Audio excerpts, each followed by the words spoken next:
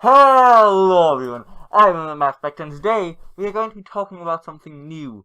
Also, that's a bright light. Might change that in future videos, but yeah. Today, we are going to be talking about the unthinkable, the unknowable, the infinite, the game known as Dungeons and Dragons. Wait a moment, please. Further away than I thought.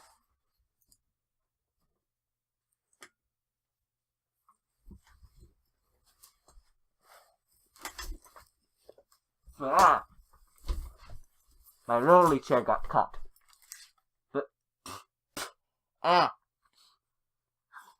Mask hair got in mouth. Not good.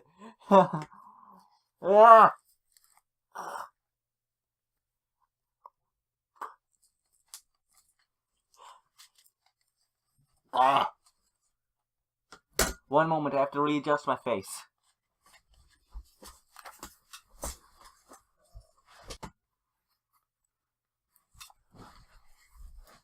And we're back! Now then, I think you might be asking yourself, what is Dungeons and Dragons? I've heard about it some, and I've always heard it associated with nerds. Hey, Matt Spectre, are you a nerd? Let me answer that question for you.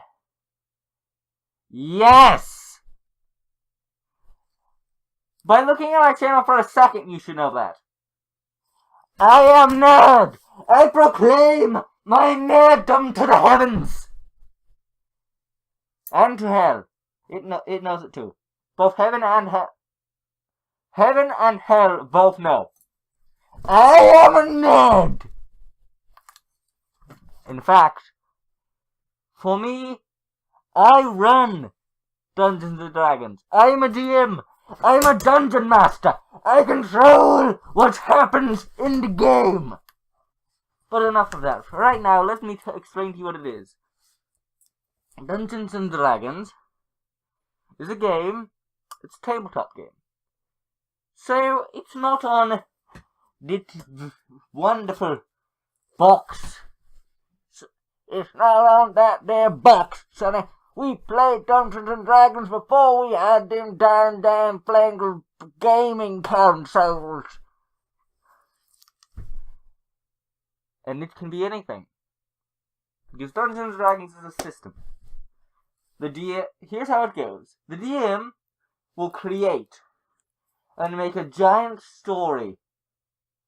Or by pre-written adventure, which, honestly, I can tell from experience, unless you already have a lot of ideas going through your head, like, unless you can constantly write, like, every day, and you do that for fun or something, like, unless you have a brain that's wired for writing and stuff, I would suggest getting one of the pre-written adventures.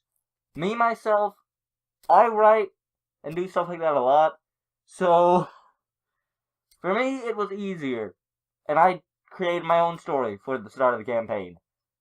But if not, and you're getting started, buy a pre-written adventure! But, yeah, that's just my 2 cents. And, well, technically not my 2 cents is over there in the change thingy. But, yes, I just made that joke. Dungeons and Dragons system where you have a dungeon master and players. A lot of people call them PCs, because player character. Different than an NPC, who is non-player character, who is basically everyone the DM runs. Because the DM, they set up the story, and the players play through it. The players go through, and they face all the challenges the DM has set before them. And they must think of creative solutions. Or, if you have a party that's just barbarians or something, barbarian smash problem! Into ground and smash! But how does D&D work exactly? Well, it works on dice. Most often, these technically aren't dice, these are spin-down counters made by Wizards of the Coast for Magic. Yes, I'm a nerd, I said that. But these are known as D20s, or, in common vernacular, 20-sided die. This is what D&D runs off of. Low numbers are worse, high numbers are better. Obviously. Now, you can roll the dice, and you roll for a lot. You don't only use D20s, by the way, but most of the system runs on D20s. So it's, let's say, you're rolling to see if you're attacking with like a greatsword.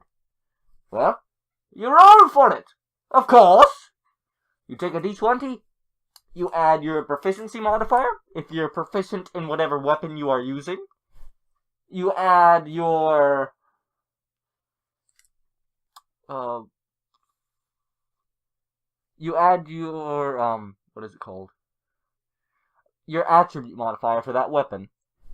And then you take those numbers, add it up. If the total is equal to or exceeds the opponent's AC or armor class, it hits. If it doesn't, it either misses or it just like pinks off the armor. Your DM will decide that. Usually if a foe is in like heavy brutish armor and looks like a giant, usually it's just gonna like tink them and not do any damage. But if they're like this nimble, dexterous thief that just slithers and slides their way away, they probably won't be tinked any at all through the battle. You'll probably just miss, or he'll duck, and he'll dodge, and bob and weave out of the way of your attacks. So you see, it's literally just the DM describes the thing. If you're rolling for a strength check, or a perception check, or anything with the word check in it, you roll D20. The only time you ever roll something other than a D20 is for weapons damage and for certain spells. The reason I say certain spells is because while there are spells that do damage, which would go into that last category, there are some that are like I think one of the best examples is probably the healing spells, but technically they probably go under damage. But like increase the character's max hit points by a die roll. But so that's how the basic system works. Now, what is this? Like, it's confusing. I'll admit that. Like, a video will not allow you to understand all of this, probably. Maybe. A better person than I. You see this? This is one character sheet. 3 pages. One character sheet. And I forgot to mention something about D20s. Some DMs don't apply this rule, but I do. No matter when, it can be catastrophic. Basically, I'll explain how this works and I'll explain what the rule I use for it is. A 1 is always an automatic failure. You could have a plus 15 and their armor class be 1. And you would still miss if you rolled a natural 1. Natural 20, on the other hand, and yes, that is a 20, it's just the Wizards Coast decided to put their logo instead of a 20. You get to do double damage. And by that, there are 2 ways to do that. Either you let the players, or the monster, depending on who it is, the monster would be you, by the way, roll twice the number of dice, or you have them roll the normal amount of dice, and then double the amount. You do not double the modifiers. And,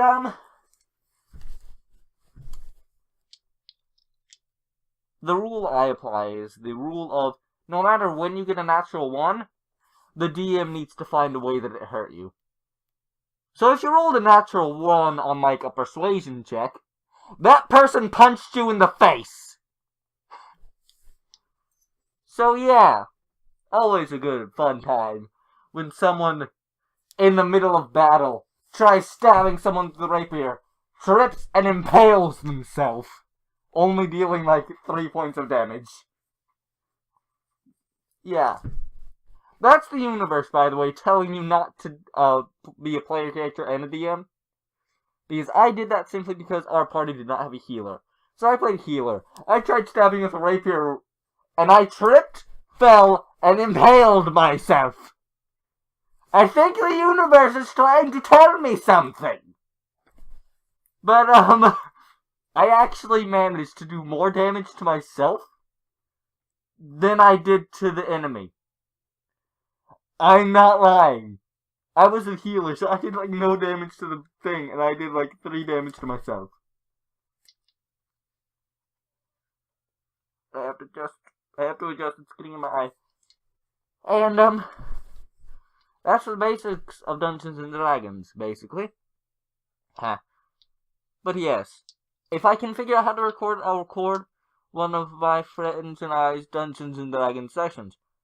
And it can get really interesting sometimes.